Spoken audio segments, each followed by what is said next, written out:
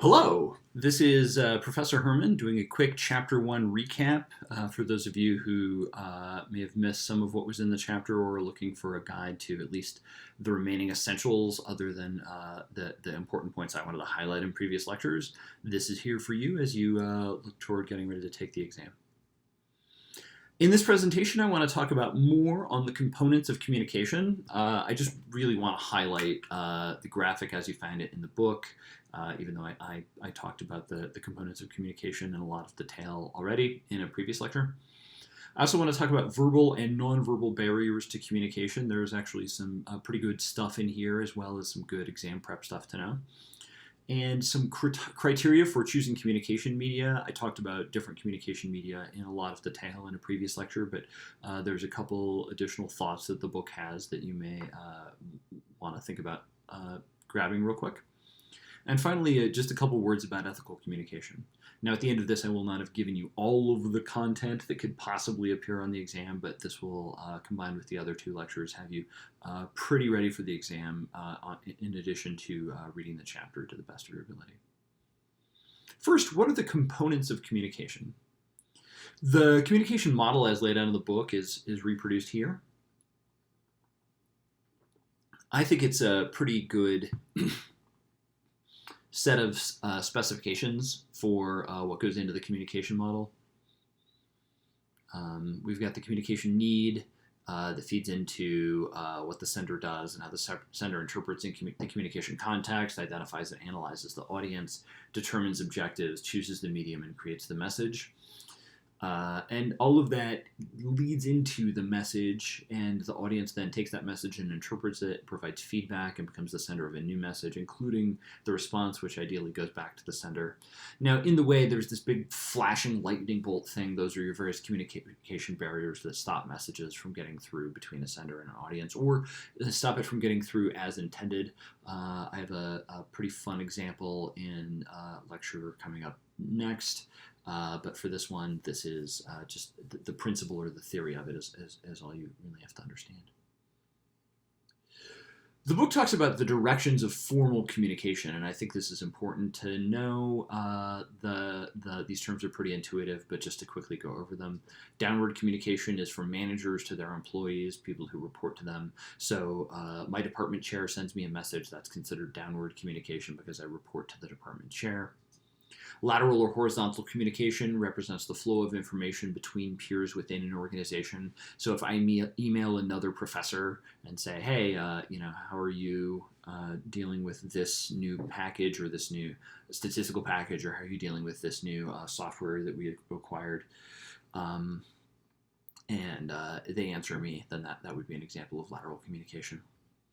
Finally, upward communication would be lower-level employees speaking to upper-level employees or managers. So if an office assistant has something that they want to share with an administrative professional wants to share with the other professors, we might get an email from them, and that could be upward communication. Or if I email the department chair, that would be upward communication.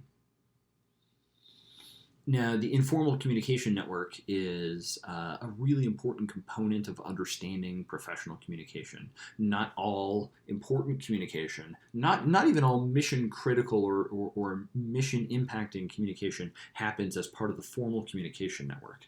This is a good example, Twitter account. It's not really that active anymore, so the screenshot is a bit dated, but Starbucks Gossip used to reproduce some of the questions about the way that employees are talking within and among each other. And in most workplaces, when you're a manager, you're not going to get the benefit of having a Twitter account like this that talks so informally. And so you always have to be asking, what are employees saying to each other informally, and why is that? And is that an appropriate and helpful amount of information? Now, if you send out a memo that 70 or 80% of employees understand very quickly, and the other 20% are going to that 80% asking for help, saying, hey, I don't understand this memo, that sort of thing, obviously that's totally fine. Or if they're just talking about how, so-and-so is a really good project leader and so-and-so is not so good a project leader, but is a really helpful person. If you put them on task XYZ, then that kind of informal gossip where they help each other learn those things, that knowledge should not only manage with management, but should be traded within employees, and those are productive examples of communication. Sometimes, though, you get really unproductive examples of communication happening between employees, and this often happens when there's an information vacuum created by management. I really like this quote by Bobby Clark, who was a Philadelphia Flyers hockey player. Clark says, "I've discovered that the less I say, the more rumors I start." Now, what this gets at is that the lack of communication from leadership creates an information vacuum. By not saying what is going on, by not answering the implicit questions about, are our profits up or down? Is our team doing well or poorly? How are other teams receiving the report that we just produced? All of those sorts of bits of information that matter to employees. If management has them but they're not sharing them, then speculation will result, and that information vacuum that results creates those kinds of problems. Keep in mind the catchphrase from physics that nature abhors a vacuum. So do employees. Employees also just do not like information vacuums, and they will fill that with whatever information they have, even if it's not accurate, even if it's unhelpful. So make sure that you, as a manager or leader, are ensuring that everyone on your team is getting all of the information that they need, so that gossip and rumors don't have to become a primary or important way of circulating information. Verbal and nonverbal barriers to communication is our next subject. Verbal communication barriers include inadequate knowledge or vocabulary. So if you are, for instance, a finance person, and let's imagine somehow you get through our program in finance and graduate with a finance degree and go into your first job and don't understand how derivatives work. Well, if you start trying to talk about derivatives, that's going to be a real barrier to knowledge. Or if you or just don't have the correct terminology so that the audience will really understand what it is that you're saying. So when I try to communicate with medical professionals, I often run into this because I don't know the right terms to convey the concept that I'm trying to explain. And sometimes this creates obstacles. I'm sure many of you have had this experience as well. There's also a problem of differences in interpretation. That's actually one that I will cover in a couple of slides here. It's really pretty fun. Language differences. So Brit and an American may inadvertently miscommunicate because they have different versions of the same language that they're using, or even regional dialects within the United States, which is, of course, just a tremendous, enormously large country. Can sometimes even that can create barriers to understanding. Inappropriate use of expressions. I was visiting another university one time when one of the employees who was showing me around said, "My husband threw a hammer at me this morning." I was pretty taken aback by this claim until she explained that it was a metaphor. And even though I was a guest on her campus, I suggested to her as politely as I could that metaphor may be jarring to people, and that there are better ways to say, my spouse really surprised me in an unpleasant way. So make sure that you are not using inappropriate expressions that are distracting or create a misunderstanding. Over abstraction and ambiguity is also a really fun one.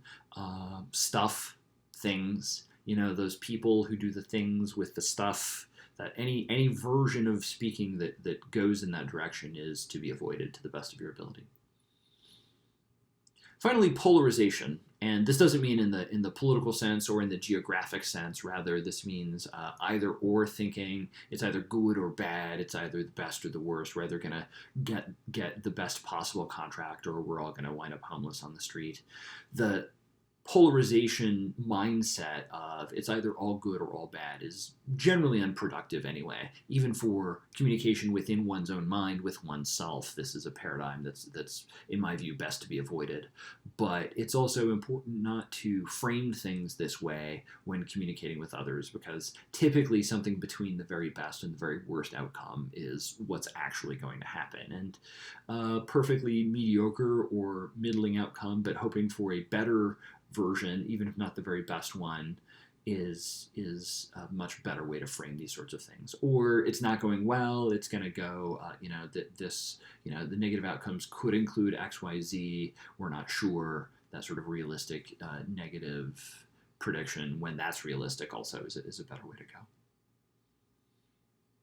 Nonverbal communication barriers include inappropriate or conflicting signals. So if I'm smiling and nodding and saying, no, I don't want your product, that's going to be really confusing to the person who's trying to build a relationship with me as a client. Inappropriate emotions. If I'm really upset about something that's going on in my home life and I bring that into the office, that can really break up my ability to be a successful professional communicator. And so I have to be able to keep those emotions about other things in check, but also just not getting too emotional, even about the work stuff, is really important.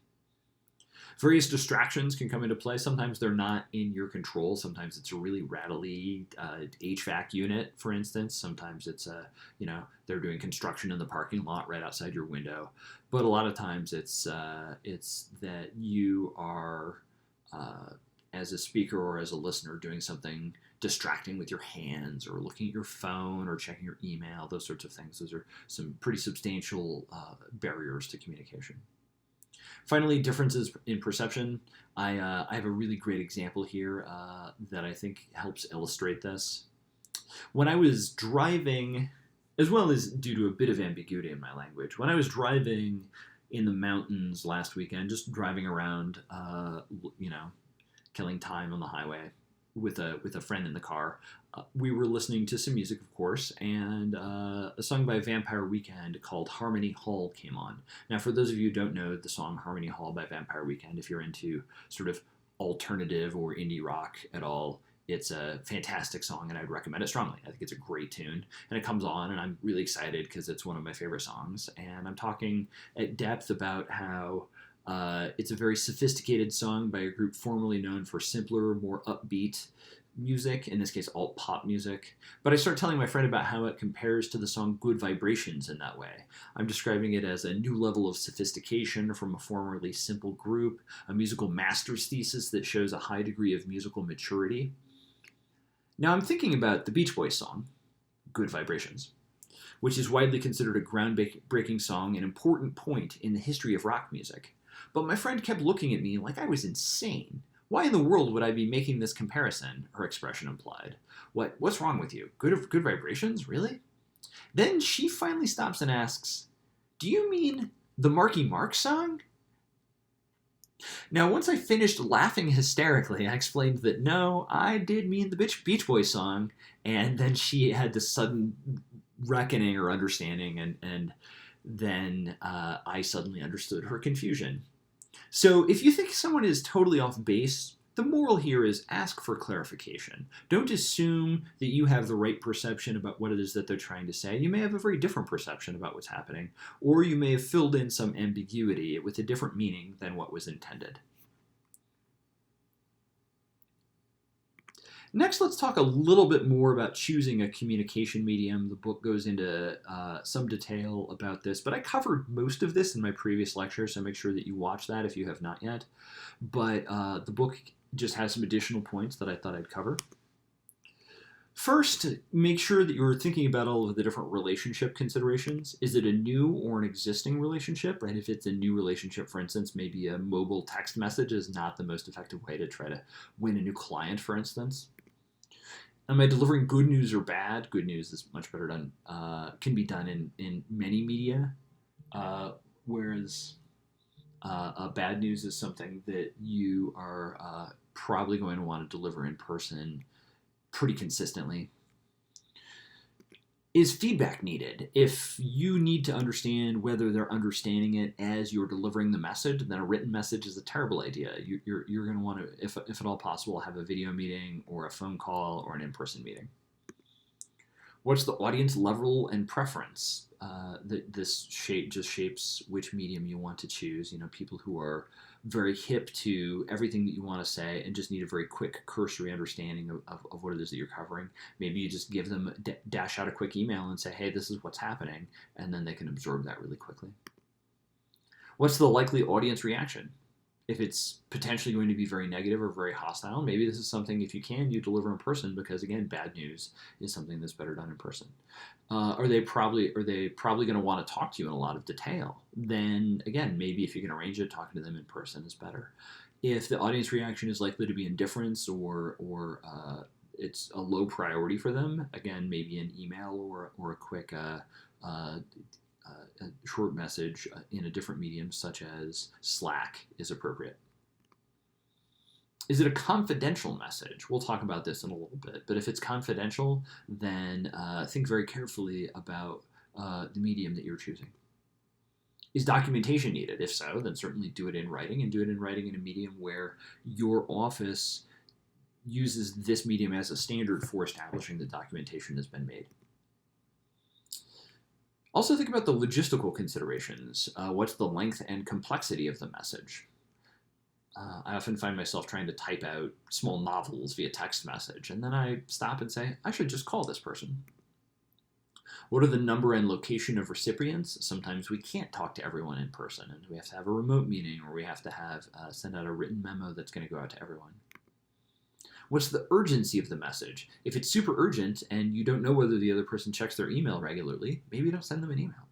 Maybe call them. Maybe message them again in something like Slack. What's the probability of audience understanding? If there's a potential for misunderstanding and you need to make sure that they have the chance to ask follow-up questions, again, maybe an in-person or live or phone meeting is more appropriate.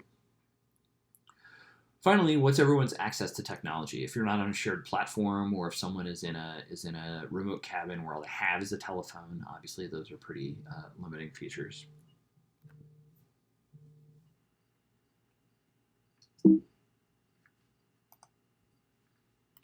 One other point the book makes is that you should always think about your communication as potentially having legal consequences, and you're generally going to want to avoid them. So I went and found somebody who has spent a lot of time sitting on a mountaintop having an important question that's very important to you as potential or actual professional communicators.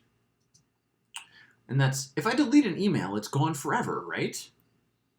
Of course, the answer is no, it is absolutely not gone forever. And in fact, if you delete emails that are potentially relevant in a legal sense, knowing that they're potentially relevant in a legal sense, there are potential legal consequences just for that behavior of deleting those emails alone. So you want to avoid writing or saying anything that you would not like to become public. Now, sometimes there are times when you need something kept in-house because it's proprietary information and so on. For instance, you probably would not want to publish your entire Salesforce database to the web in a way that makes it public, because that's important proprietary information.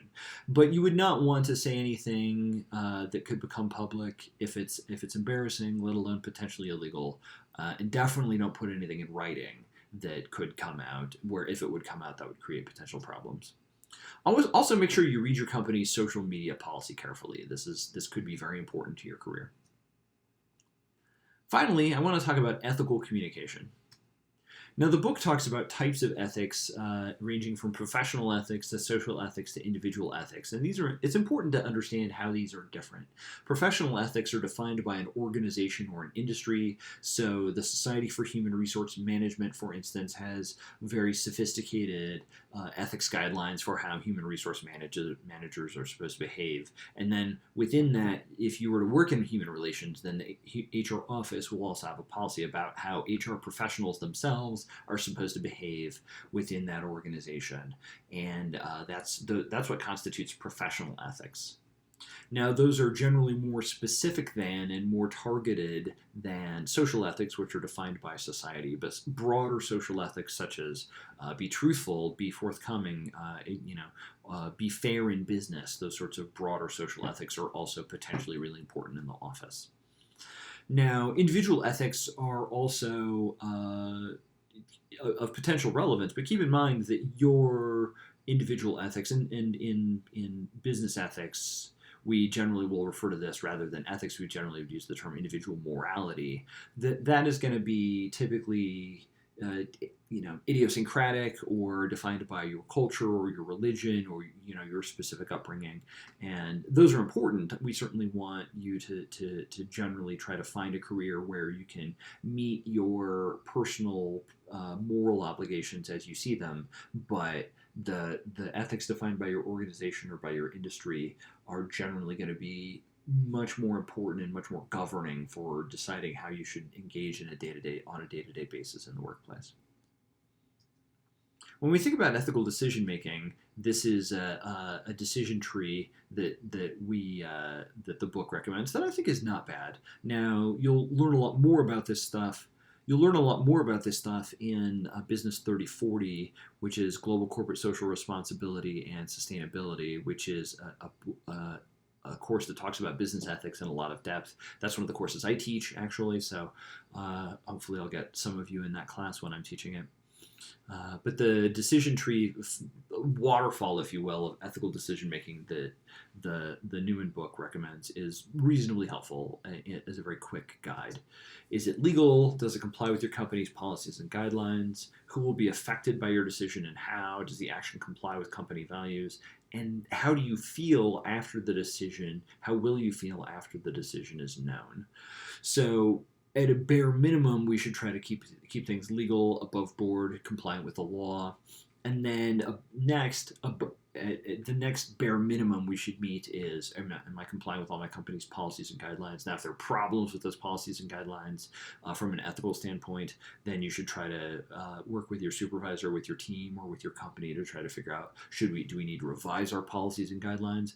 But the expectation that everyone is behaving according to them is an important one. And then you should ask, who are the stakeholders, right? Who's going to be affected? Then you should ask, does the action comply with company values? And finally, your own personal moral compass can come into play. So that is my very, very quick recap of Chapter 1. I hope that you found it reasonably helpful. We will leave it there, and the recaps for Chapter 2 and 3 are next.